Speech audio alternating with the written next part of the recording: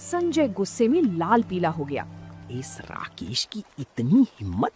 कल तक मेरी दुकान के आगे हाथ जोड़कर खड़ा रहता था और आज इसके पास पैर रखने की जगह नहीं है। गांव का हर बड़ा छोटा आदमी इसकी मैगी का दीवाना हुआ जा रहा है। मुझे कुछ तो करना पड़ेगा वरना ये मेरी बची कुची गाहकी भी खा जाएगा।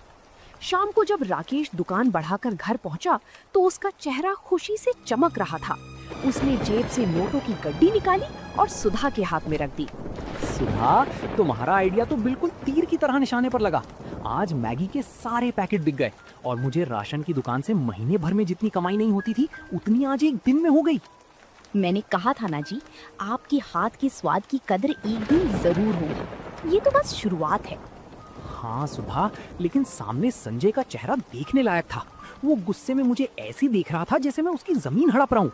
मुझे लगता है वो चुप नहीं बैठेगा। आप उसकी फिक्र मत कीजिए, आप ईमानदारी से अपना काम करिए।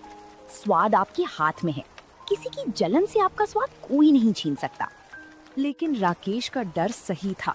उधर संजय अपने घर पर बैठा एक बड़ी योजना बना रहा था। अगली सुबह जब बारिश थोड़ी थमी तो संजय सीधे शहर के बड़े थोक बाजार के लिए रवाना हो गया। उसके दिमाग में रात भर यही बात घूम रही थी कि अगर राकेश मैगी बेचकर अमीर बन सकता है तो वो क्यों नहीं। उसने शहर से 5 बड़े डिब्बे मैगी, बढ़िया किस्म का मक्खन और तरह तरह के महंगे सॉस खरीदे। उसने मन ही मन सोच लिया था कि वो राकेश से बड़ी और आधुनिक दुकान लगाएगा। दोपहर तक संजय गांव वापस आ गया। उसने अपनी दुकान के बाहर एक चमचमाती हुई नई स्टील की टेबल लगवाई, एक बड़ा गैस चूल्हा रखवाया और एक बड़ा सा बोर्ड टांग दिया जिस पर लिखा था संजय मैगी पॉइंट।